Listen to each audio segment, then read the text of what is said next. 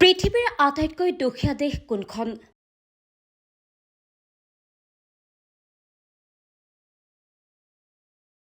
দুখীয়া দেশৰ মানুহে কেনেকৈ জীৱন যাপন কৰে?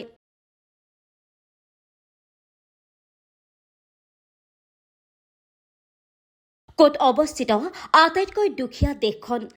পৃথিৱীৰ আটাইতকৈ দুখীয়া দেশখনৰ বিষয়ে আপুনি জানেনে?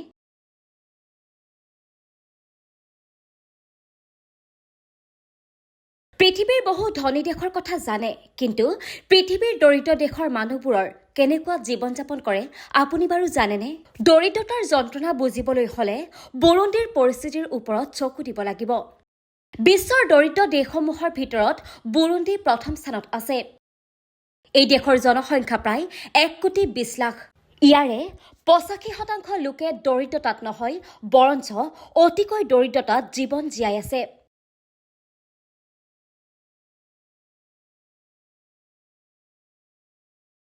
এই দেশৰ অধিকাংশ মানুহৰ জীৱিকা কৃষিৰ ওপৰত নিৰ্ভৰশীল। আশ্চৰ্যজনকভাৱে এফালে পৃথিৱীয়ে চন্দ্ৰ আৰু মংগল গ্ৰহত জীৱন বিচাৰিছে, একে সময়তে পৃথিৱীৰ এই দেশত জীৱন যাপন কৰিবলৈ মানুহে মৌলিক সা-সুবিধা পোৱা নাই।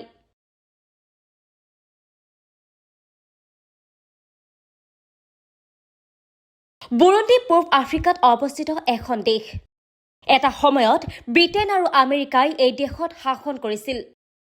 এই দেশ স্বাধীন হোৱাৰ সময়ত অৰ্থনৈতিক অৱস্থা ভাল আছিল যদিও 1996 চনৰ পৰা পৰিস্থিতি আৰু বেছি বেয়া হৈ গৈ থাকিল।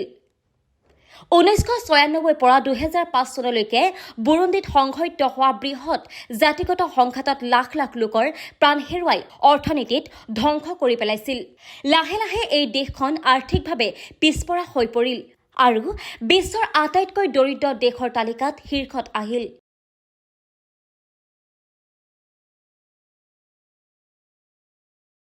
বুৰুণ্ডীৰ বাহিৰেও মাডাগাস্কাৰ, সোমালিয়া, মধ্য আফ্ৰিকান ৰিপাব্লিককে ধৰি বহু দেশ দৰিদ্ৰতাত ভুগি আছে।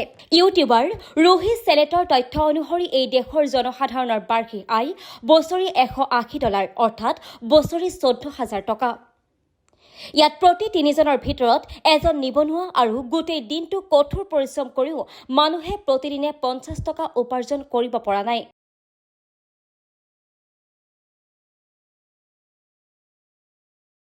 ৰাষ্ট্ৰসংঘ আৰু অন্যান্য সংস্থাসমূহে বিশ্বৰ বহু দুখীয়া দেশৰ বাবে বহু ধৰণৰ অভিযান চলাই আছে।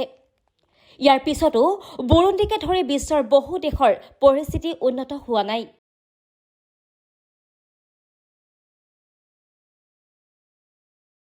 News desk report, times media 24।